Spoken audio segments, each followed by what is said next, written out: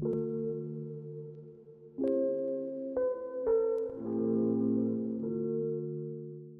everyone, and welcome back to another Chit Chat with Cass.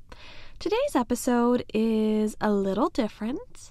It's kind of like a review in a way, or simply sharing some of my thoughts and opinions on a show I just finished.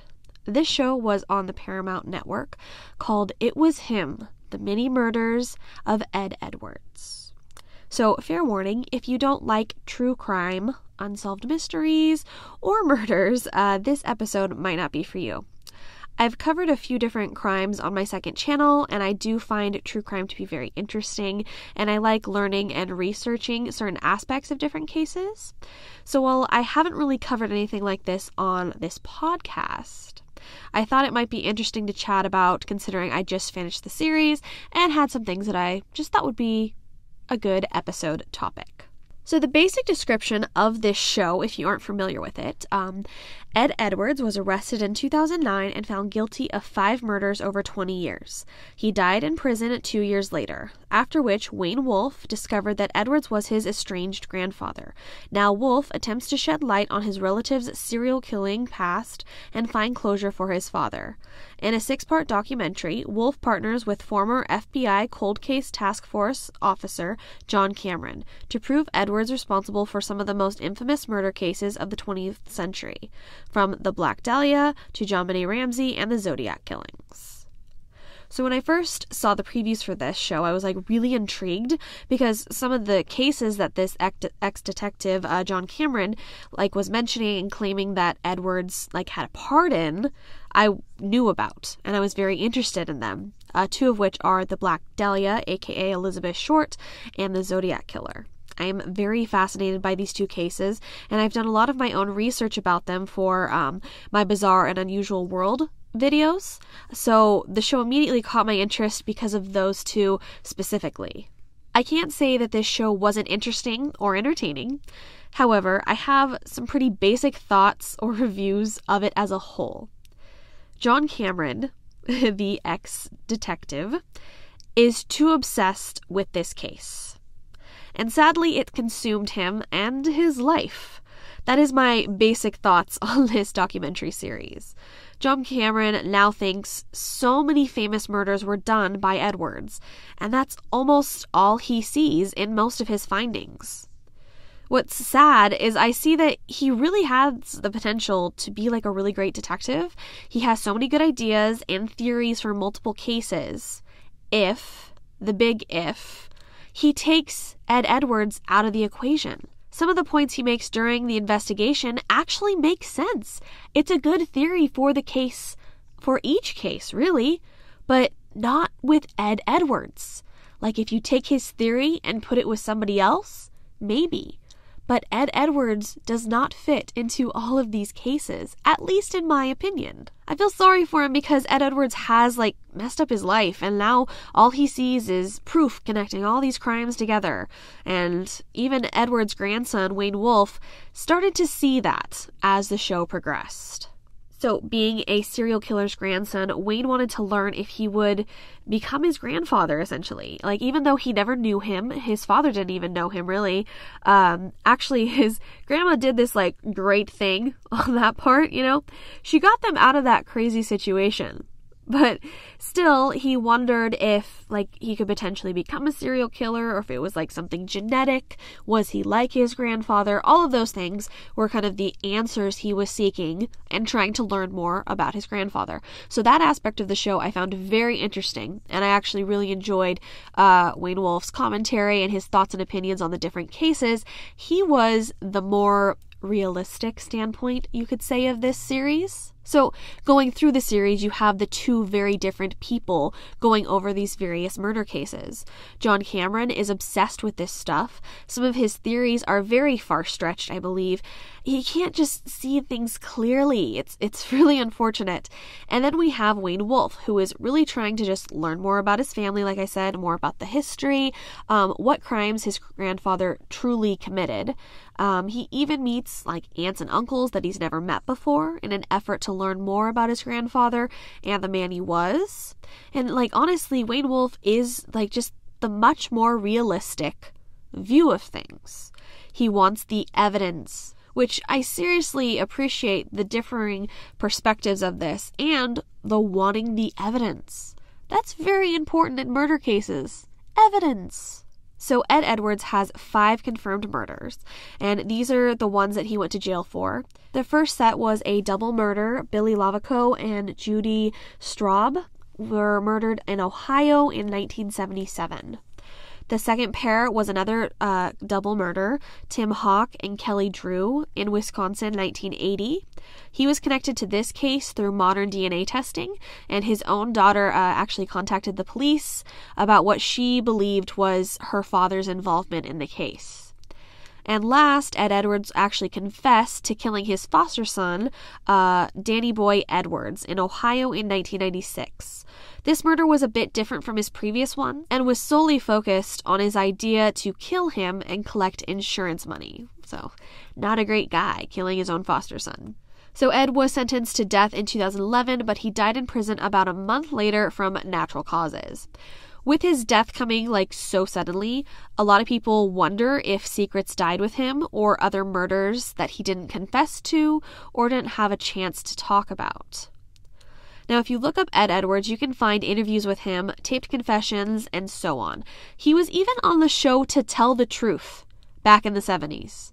Back then, he was portraying himself as a once criminal turned good citizen. Number 3. My name is Ed Edwards. And here is the extraordinary story of Ed Edwards. I think you'll find it profitable. It says, I, Ed Edwards, was once on the FBI's list of the 10 most wanted criminals in America. Now I am a respected citizen in my community. Here's the story of my dramatic turnabout. As a young boy, I felt that the only way I could gain any recognition was to steal. Eventually, I committed armed robberies, impersonated a federal officer, and was sought for questioning about a double murder. I spent time in the federal penitentiaries in Leavenworth and Lewisburg. It was at the latter prison that I started vocational training and very slowly began to realize that I could still be somebody and return to my rightful and legal place in society. There is a tremendous need for communication between parents and their children. I stress this point in my book, which is titled Metamorphosis of a Criminal. Signed, Ed Edwards. So here he is on a fucking game show, going on about how he's a changed man and all that shit. But meanwhile, he's out there killing people. It was just so much bullshit in this guy's life. How he portrayed himself and everything. So there is no debate that this guy was a bad guy. 5 confirmed murders, and I honestly think he probably was responsible for many, many others. But I don't believe the cases or the people that John Cameron thinks Ed Edwards is connected to is accurate. So let's go over some of the cases that John Cameron believes Ed was involved in, or the crimes he committed. They really are kind of all over the place, so I'll just start with the ones that caught my eye and that I was honestly picking apart as I was watching this show. So Elizabeth Short, or the Black Dahlia case. For some crazy reason, his theory includes this unsolved case from the 40s. This is a case I am fascinated by. I actually find it very sad that, in all honesty, this case will never be solved. It's been too long, and I doubt that Elizabeth's case will ever be solved. It's just, anyone that was around has passed away. The evidence is gone, that this case is never going to be solved. But needless to say, I have researched and read a lot about this case. So as John Cameron is claiming that Ed Edwards killed her, I was rolling my eyes the entire time and shouting out evidence as to why he does not make sense for this case. If you're not familiar with the Black Dahlia case, it is one of the most infamous unsolved murder cases from LA. On January 9th, 1947, Elizabeth Short was dropped off at the Biltmore Hotel in Los Angeles, and that was the last time that she was seen alive. On the morning of January 15th, 1947, her body was found in a park in Los Angeles. So her body was found naked and mutilated. She was cut into 2 pieces and completely drained of all of her blood. Her face was also sliced from the corners of her mouth up to her cheeks. Her body was also kind of like posed with her arms above her head and her legs spread apart. It was safe to say that this was a very brutal case, especially for the 1940s. Of course, there are about a million other details to this case, but I won't go into it on this episode here, just to give you a little bit of the Black Dahlia background. So when connecting the Black Dahlia to Ed Edwards, I just call so much bullshit, okay? First, Ed Edwards was born in 1933, and Elizabeth Short was killed in 1947, meaning he was only 14 years old. Now, I'm not saying that a 14-year-old can't kill someone, okay? But let's think about this and look at the details of the Black Dahlia case. At this time, supposedly, Ed was a runaway and homeless. Her body is known to have been cut and killed with surgical precision. A 14-year-old kid does not cut someone up like a medical professional, okay? She was also missing for several days before her body was discovered. If he was homeless, where did he keep her? Or her body? Or where did he actually kill her? There was no blood found at the scene at all, meaning she was killed and drained of her blood at a totally different location. At 14 years old, he wouldn't have had a car. So how the hell did he transport the body? As we were watching this, I had to question if he had a little wagon that he was walking the body down the sidewalk with. like really? I think this theory is ridiculous. Did he just hop on a bus with her body? I just can't understand how all of the evidence surrounding the Black Dahlia case, and he still thinks that Ed Edwards killed Elizabeth Short at 14 years old with surgical precision, moving the body. I just don't understand it. And the theory is a lot of it's based around because she maybe kind of sort of looks like his mom or something like that. What? No. Also, in the first episode, I believe, they briefly touched on the fact that Elizabeth Short had her photo taken with Ed Edwards in a photo booth. I immediately called bullshit on that as well. Not only do I not think that the guy in the photo is Ed, but the guy in the image they showed is not 14 years old. I waited the whole series to hear more about that photo theory, but they never mentioned it again, further pushing my bullshit meter over the top. It's like they just mentioned it in the first episode really quick to draw the viewers in, but they had absolutely no evidence to back it up. While watching, I actually went as far as proving my point to my family that I was watching it with. I pulled up a photo of young Ed Edwards and then the photo they showed that they claimed to be Ed. Not the same person. I love theories, I love mysteries and unsolved things, but I need evidence to back this up.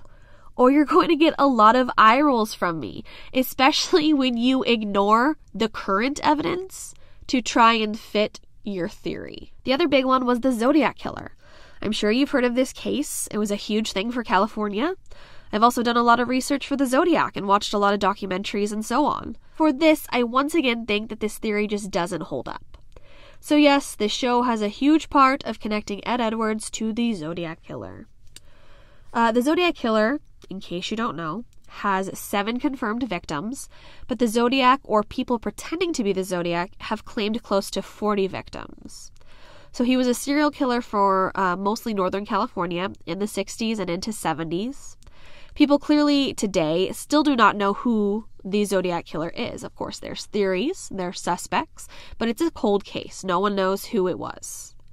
The big part of this case is how the killer started sending the Zodiac letters and ciphers to the local press and police, leaving details about the case, clues, ideas of who he was. In total, I believe that he sent 4 ciphers, but only one of them has fully been solved. I wonder if a computer program could solve it today. That's interesting. The Zodiac did target couples, lovers' lane targets, as well as a couple away from others at a lake. The other confirmed victim that wasn't a couple was a taxi driver named Paulie Stein. So once again, that is a very brief description of the Zodiac Killer, just in case you don't know, for some backstory. There was a lot of theories or ideas in this show as to why Ed Edwards was the Zodiac. Some of it had to do with the ciphers and the letters, and another had to do with the only known sketch of the Zodiac Killer. And this one kills me. They continue to show this sketch next to Ed Edwards' photo, saying, "It's identical!" Bullshit. This sketch looks nothing like Edwards. I honestly don't know why they kept using this as part of the evidence, because I truly don't see the connection. They look like two completely different guys. Now, they also claim that Ed's aunt worked inside the pub where Paul Lee Stein, the taxi driver, picked up the Zodiac killer. Could be, I guess. If that's all the evidence you have, like, I'm not feeling it. This was just one that, it kind of hit or miss for me. They did compare the Lover's Lane victims to the confirmed Edwards victims, which were two couples, which that does match up, However, two of the Zodiac cases actually had two survivors. Two males, Michael Bejoy and Brian Harnell, survived the Zodiac attacks, making those cases a bit different from Edwards. Also, for the female victims, I don't believe I've ever read or seen any evidence of sexual assault with the Zodiac cases, and that is also different from Ed Edwards. As a whole, was there enough evidence on this one for me? Not really. But it was a hell of a lot more possible than the Black Dahlia, that's for sure. Who knows? Maybe Ed Edwards was the Zodiac, but I didn't fully buy how John Cameron was presenting Edwards as the Zodiac killer. From the Zodiac, John Cameron also mentioned the Atlanta child killer. Now, I'm not familiar with this case. I was introduced to it on this show, so I wasn't as picky, you could say, because I hadn't done my own research. So these murders were committed in Atlanta, Georgia, from 1979 to 1981. So in Atlanta, 28 children, teens, and adults were killed during the time period, and all looped in together as one case. Now, like I said, I personally have no research for this case, really. Who knows? Maybe I will at some point. But so now I'm just talking about the information from the show and the brief research that I did for this podcast here. So I really can't be as picky. Now, for this case, they did convict a man in Atlanta named Wayne Williams for 2 adult murders during this time period. And some people have also put the blame on him for some of the other children murders during that time. So they do consider this case to be closed. I'm not really sure what that means for all the children that were killed back then. That's kind of unfortunate. They consider it half, closed and, no more searching for the rest of them. As I said, I'm not entirely sure. I need to do a little bit more research before I can, expertly comment on that case. So the point of this one being Ed Edwards on the show was the idea that this could have been done by the Zodiac killer. Apparently, a letter was sent claiming responsibility for the Atlanta murders and also claiming to be the Zodiac. No real evidence if this was real, if it was the real guy, or, if it was Ed Edwards. No real evidence connecting it. So granted, I'm not an expert in serial killers, but, with most cases, or killers, they have a type of person they kill or a pattern in their cases. I'm not saying everybody's like this, every serial killer, right? But, you see that pattern in crimes. There's usually patterns or similarities between things, right? So for me, it's a little odd that the Zodiac would go from attacking couples to killing children. That's just my opinion. But once again, I'm not a serial killer expert. And the same would go for Ed Edwards. He for sure killed 2 different couples and his foster son. So then to jump to children seems a bit odd to me. But like I said, I don't know. It was just something that I kept thinking as they were connecting the different cases. It's just kind of like the things that I've learned about different cases and killers over the years, making quite a jump like that for victims or victimology. I watch Criminal Minds. It just seemed odd to me. And that kind of goes into another one that John Cameron claims for this little docu show. And I was not on board with this one either, guys. That would be the JonBenét Ramsey case. Okay? John Cameron connects Ed Edwards to JonBenét as well, and I can't. Oh, gosh. So if you aren't familiar with JonBenét, she was a child beauty queen who was murdered in her family home in Boulder, Colorado in 1996. It has many, many details to this case, guys, so much, and so many conspiracy theories for this poor girl's case. It started out as a kidnapping, but in turn her body was found in the family's basement. There was also a handwritten note found in the house demanding a ransom, and it was actually written on a notepad from the family's home. But as I said, the girl was sadly already dead. So many theories on this case, like different suspects, different ideas. People even place a blame on some of the family members as well. So it is a very large case, guys. So, God, I don't even remember why John Cameron thought Ed had killed JonBenét, at first, what made him make that connection. I have no idea, but Edwards would have been 63 at this time and not in good health, okay? So according to John Cameron's theory, Ed would have met JonBenét at a Christmas parade, dressed up as Santa Claus to get her to open the door that night, and then she would let him inside, and then he killed her. Okay? Now, this is one of his theories that I think is actually good, when you remove Edwards from the equation. The idea of someone talking to her at the Christmas parade makes sense.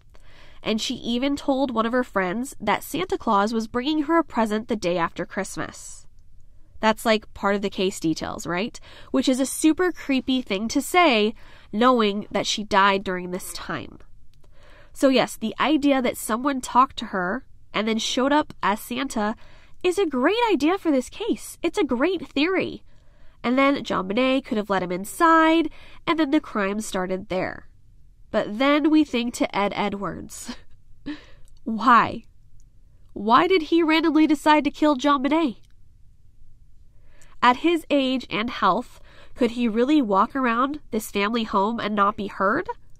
And having this time to sit down and write the lengthy letter?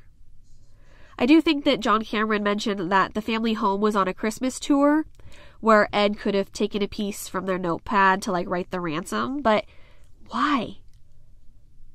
That's once again a good idea that someone could have stolen the paper like that, but not Ed Edwards. Why does everything connect to him? John Cameron has the potential with all of these theories and ideas to find real evidence in some of these cases.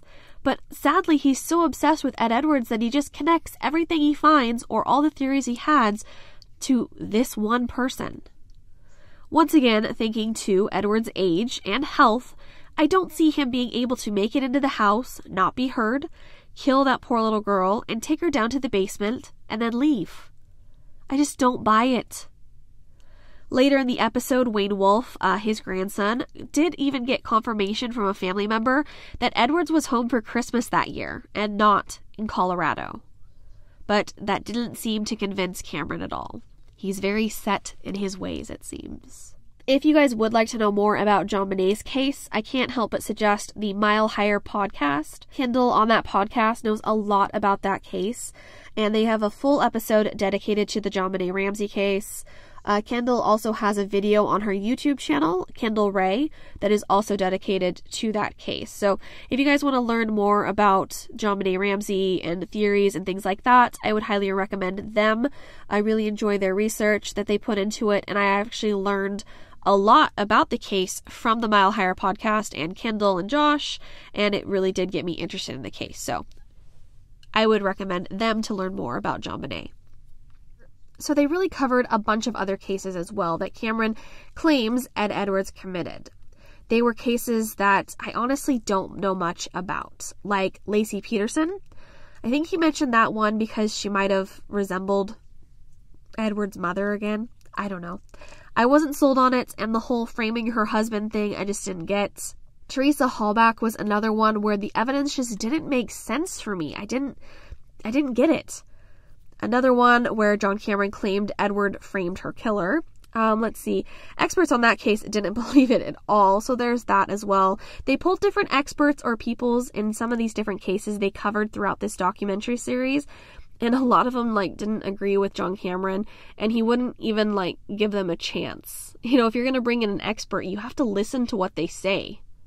That just adds to the evidence. There was also, this family mentioned, and I can't remember what their name was, and I couldn't find it either as I was putting together this podcast, but it was this family that was murdered and left in their home, but the show was claiming that he had killed this whole family, and I didn't see the evidence on that either. I just didn't see the proof. We also had Jimmy Hoffa. Now, he disappeared in 1975. I believe that they did prove on the show that Ed Edwards knew Jimmy Hoffa, something relating to the time that Edwards was in jail for robbery, and then when he got out, and some shit like that. So Cameron thinks that Jimmy Hoffa pissed Edwards off, and so he killed him. Okay. Once again, an expert on Jimmy Hoffa pretty much said that that was bullshit and that there was no evidence to back this up. Evidence is important, people. Murder cases need evidence. You can't just guess. Now, the last one they mentioned on this show, I actually found very interesting. This case took place November 26, 1960 in Oregon, known as the Peyton Allen case. It was another couple murder. Some of the details were similar to Edwards' confirmed kills, the man being close by while it took a little longer to find the female, further hidden away and sexually assaulted. Just some of the details seemed very familiar to Edwards' couple kills. So that was very interesting, and it kind of had me more open to the idea of Edwards being connected to this case because there were that similarities. I also do not know much about this case. Somehow I've never heard of it. I'm not entirely sure why, but I do want to research it a little bit more. But here is the kicker, for this one that I was really surprised by. Ed Edwards was on the scene of this crime. The next day, he was found there at the crime scene. And he was actually a person of interest in the case. They seriously thought it could have been him. And then he pretty much disappeared and was wanted. Now, that sounds like real evidence to me. Similar crime, seen at the crime scene. Evidence, evidence, evidence. Also, Beverly Allen, the woman who was killed in this crime, had been seen with apparently dating a man just out of prison. Someone like Ed Edwards. The stories for this matched up. This one I was so much more open to because the evidence was similar. It just seemed like this very well could be Ed Edwards that killed this couple. John Cameron isn't the only person who thinks this also, so you have a couple different people sharing their opinions. According to Phil Stanford, he's kind of like an expert on the Peyton Allen case in Oregon. He does think that Edwards could have been responsible for this crime, and he mentions that in a book he wrote about the Peyton Allen crime. They actually arrested 2 guys for this, and they shared an interview with one of them on this show, and damn, I totally believed that this guy was innocent. I think I have a pretty good bullshit detector when someone's lying or making something up. And this guy seems so truthful and so bitter and hurt that he had been falsely accused and went to jail for a murder that I don't think he committed. It's really unfortunate that they placed the blame on these 2 guys when in fact it could have been Ed Edwards. There's multiple evidence, it fits with his other crimes, and then he got away and proceeded to commit other murders. So with that, the show kind of ended on a very interesting point for me, having me believe that Edwards could have very easily committed this Portland, Oregon crime. Now the other ones, I'm not sold on.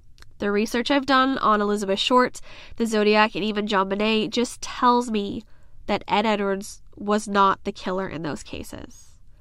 And even the cases I didn't know very well, I was not sold on this. John Cameron, as I said, could take his ideas and be a fantastic detective, I feel.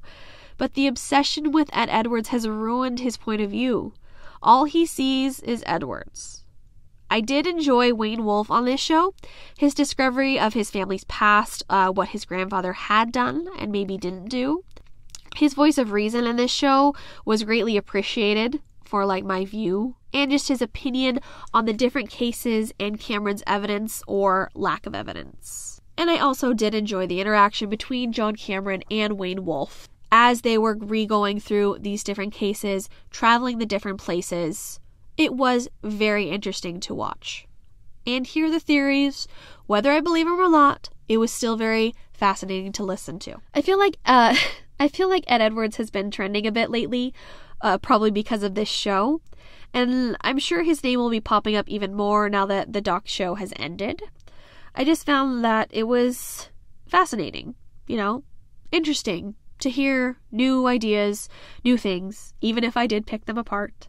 It wasn't like a horrible show. I just want more evidence for things like this. It did open my eyes to some new cases that I hadn't heard about before that maybe I'll research or learn some more about. And overall, I did enjoy the experience of learning a little bit more about this very evil serial killer, Ed Edwards. Because I didn't know his name before, had no idea who he was. It just is unfortunate that he died so suddenly, because there is the potential that if he did commit other murders, that he would have been more open to talking about them if he knew he was going to die, or if he knew his time was coming, or for fame, or whatever crazy reason like a serial killer needs. It would have been good if he could have brought closure to some families out there, because there's so many different unsolved murder cases. If he was part of any of them, it would have been nice for the families, but he died so suddenly that he didn't get to share any of his other stories. Thanks for listening, guys. I would love to hear what you guys thought of this show if you watched it. I do believe it's on demand, and you can also stream it on the Paramount website if you guys are interested in it. If you guys didn't watch the show, are you familiar with any of the cases that I mentioned? Interesting stuff. I hope that you guys enjoyed a little bit of true crime on today's episode. As always, thanks for listening, and I will catch you on the next Chit Chat with Cass.